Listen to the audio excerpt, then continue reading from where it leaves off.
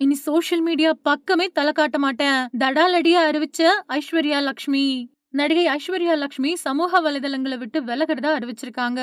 வேலைக்காக பயன்படுத்த ஆரம்பிச்ச சமூக வலைதளம் தன்னை கட்டுப்படுத்தக்கூடிய ஒண்ணா மாறிட்டதாவும், அது தன்னோட சிந்தனை, மொழி, மகிழ்ச்சி இந்த மாதிரியான விஷயங்கள பாதிக்கிறதாவும் அவங்க Instagramல பதிவிட்டிருக்காங்க. சமூக வலைதளத்த விட்டு விலகக்கூடிய முடிவ ரொம்ப நாளாவே யோசிச்சுட்டு வந்ததாவும், Instagramல இல்லாதவங்கள மக்கள் மறந்துடுவாங்க அப்படிங்கிறது தெரிஞ்சிருந்தும், அந்த ஆபத்தை ஏற்க இருக்கிறதாவும் ஐஸ்வர்யா சொல்லியிருக்காங்க. இது பத்தி அவங்க பதிவிட்டிருக்கிறது என்ன அப்படின்னா, சமூக வலைதளம் என்னோட வேலைக்கும், ஆராய்ச்சிக்குமான வழிய தவற விட்டுருச்சு. என்னோட சிந்தனைகளையும், மொழியையும் அது தீய வகையில பாதிச்சிருக்கு. என்னோட சந்தோஷத்தையும் அது அழிச்சிருச்சு. சமூக ஊடகத்தோட தீமைகள புரிஞ்சுக்க ரொம்ப பெரிய முயற்சிய நான் மேற்கொண்டேன்.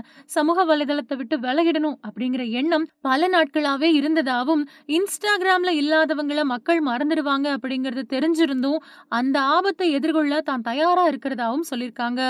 எனக்குள்ள இருக்கக்கூடிய கலைஞனையும், சின்ன பொண்ணையும் காப்பாத்துறதுக்காக இணையத்துல இருந்து விலக முடிவெடுத்திருக்கேன்.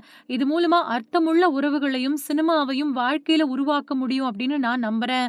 நல்ல படங்கள செஞ்சா அன்ப வழங்க மறந்துடாதீங்க அப்படின்னு தன்னோட பதிவுல குறிப்பிட்டிருக்காங்க. நடிகை அனுஷ்கா ஷெட்டி சமூக வலைதளங்கள்ல இருந்து விலக முடிவெடுத்திருந்த நிலையில, நடிகை ஐஸ்வர்யா லக்ஷ்மியும் அதே முடிவ எடுத்திருக்காங்க. நடிகை ஐஸ்வர்யா லக்ஷ்மி தமிழ்ல சுந்தர் சி இயக்குன ஆக்ஷன் படத்தின் மூலமா அறிமுகமானாங்க. அந்த படத்துல விஷாலுக்கு ஜோடியா நடிச்ச அவங்க, அடுத்ததா தனுஷ் கூட ஜெகமே தந்திரம் அப்படிங்கிற படத்துலயும் நடிச்சாங்க. இந்த 2 படங்களும் அவங்களுக்கு கை கொடுக்காட்டியும் கூட, அதுக்கப்புறம் அவங்க நடிச்ச பொன்னியின் செல்வன் படம் பிளாக் பஸ்டர் ஹிட் ஆகி, ஐஸ்வர்யா லக்ஷ்மியோட கெரியர்ல ரொம்ப பெரிய திருப்பு முனைய ஏற்படுத்துச்சு. இந்த படத்தோட வெற்றிய தொடர்ந்து கமலஹாசனோட தக் லைஃப் படத்துல நடிச்சாங்க ஐஸ்வர்யா. இப்போ அவங்க நடிப்புல கட்டா குஸ்தி 2 படம் ரெடி ஆகிட்டு இருக்கு.